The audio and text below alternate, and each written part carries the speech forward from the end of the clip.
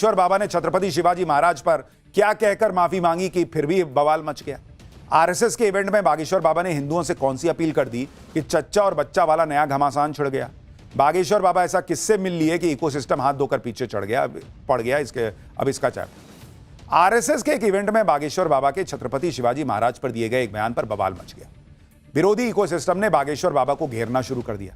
हालांकि विवाद होने पर बागेश्वर बाबा ने तुरंत माफी मांग ली और कहा कि उन्होंने छत्रपति शिवाजी महाराज से ही हिंदू राष्ट्र की प्रेरणा ली है।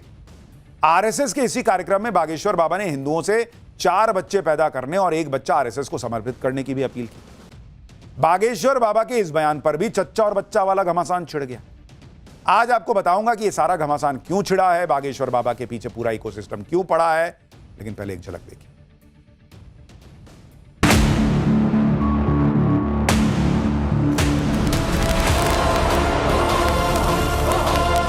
छत्रपति वीर शिवाजी महाराज जब बहुत थक गए युद्ध करते करते, शिवाजी महाराज का इतिहास मंच से बदल रहा है। मुख्यमंत्री को गुस्सा क्यों नहीं आ गया? आज का महाराष्ट्र की भूमि पर अपमान करते गया और सब बाकी मुंह पर ताकते रहे। और हम हिंदू राष्ट्र की कल्पना या विचारधारा हमने जो ली है वो उनसे ही ली है, तो हम भला स्वप्न में उनकी कैसे अवमानना कर सकते। पूरे भारत से प्रार्थना करेंगे, बच्चे तो 4 पैदा करो पर 1 स्वयंसेवक संघ के लिए दो। चच्चे के 30 बच्चे हैं और हिंदुओं के 4 की हमने बात क्या कह दी। अभी तो भय नहीं होंगे कई लोगों के, कल ही तो बात कही, इतने जल्दी थोड़ी हो गए होंगे।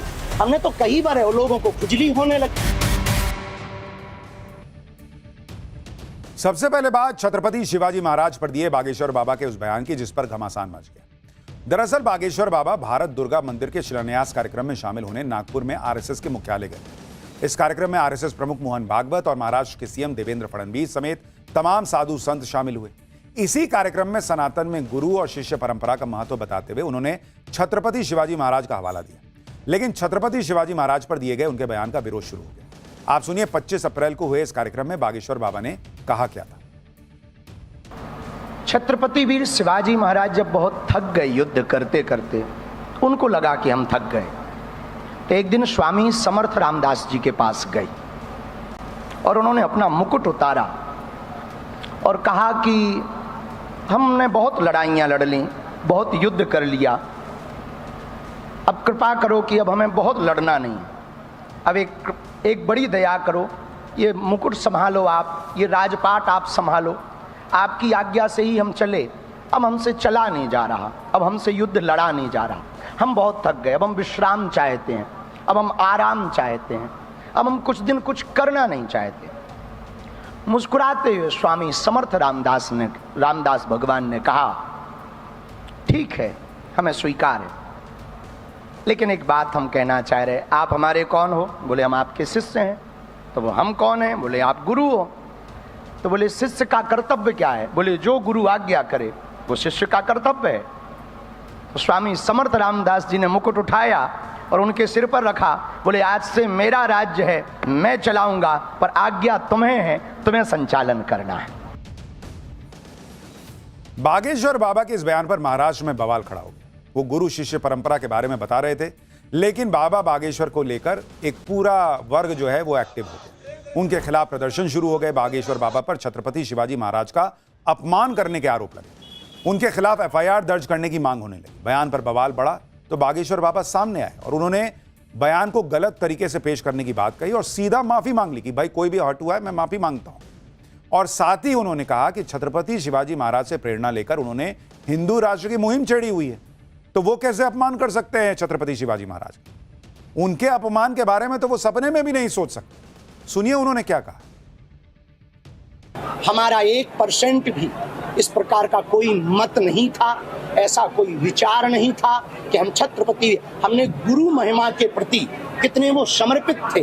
उस वक्तव्य को हमने गुरु महिमा के प्रति गाया था कि गुरुओं के प्रति हमारे देश के राजा, हमारे देश के हिंदू हृदय सम्राट, हिंदुओं के सिरमौर, हिंदुओं के चक्रधर सम्राट छत्रपति वीर शिवाजी महाराज संतों को, मठों को, महंतों को, आई तुलजा भवानी को कितना मानते थे। उस भाव को कहने का तरीका हमारी अपनी भाषा में था, जिसको कुछ लोगों ने अनर्थ करके गलत प्रस्तुत किया किसी को उससे ठेस पहुंचा हो तो हम उसके लिए हृदय से क्षमा प्रार्थी भी हैं। पर हम ये भी कहेंगे कि हमारी बात को अनर्गल प्रस्तुत ना किया जाए, क्योंकि हम जीते भी शिवाजी के, छत्रपति शिवाजी के लिए हैं, मरते भी उनके लिए हैं, हमारा जीवन भी उनके स्वराज्य की स्थापना के लिए है। और हम हिंदू राष्ट्र की कल्पना या विचारधारा हमने जो ली है वो उनसे ही ली है, तो हम भला स्वप्न में उनकी कैसे अवमानना कर सकते हैं।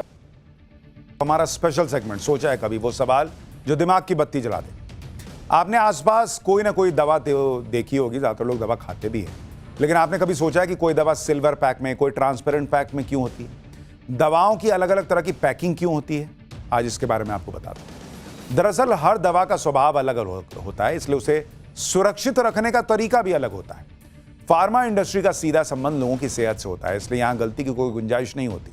दवाइयां बनाने के बाद उनको सुरक्षित रखना उतना ही जरूरी होता है। सही पैकिंग नहीं होने से दवाएं खराब हो सकती हैं, उनका असर कम हो सकता है। दवाओं की पैकिंग जैसे ब्लिस्टर, स्ट्रिप, बोतल, ये सब इसलिए होती हैं ताकि नमी, हवा, रोशनी और बैक्टीरिया से बचाया जा सके। ब्लिस्टर पैक कैप्सूल और टैबलेट के लिए आम है, जहां प्लास्टिक के रैपर में दवा रखते हैं और पीछे एल्यूमिनियम की पन्नी लगी होती है। स्ट्रिप पैक में दवा की गोलियों को एल्यूमिनियम की 2 परतों के बीच पैक किया जाता है। बोतल का प्रयोग सिरप, लिक्विड दवाओं या बड़ी संख्या में गोलियों के लिए होता है। पहले ज्यादातर दवाओं की पैकिंग कागज में की जाती थी, लेकिन कागज हवा और नमी को सोख नहीं पाता था, जिससे दवा खराब हो सकती थी। दवा पैक करने के लिए एल्यूमिनियम सबसे बेहतर है, क्योंकि यह दवाओं के साथ रिएक्ट नहीं करता।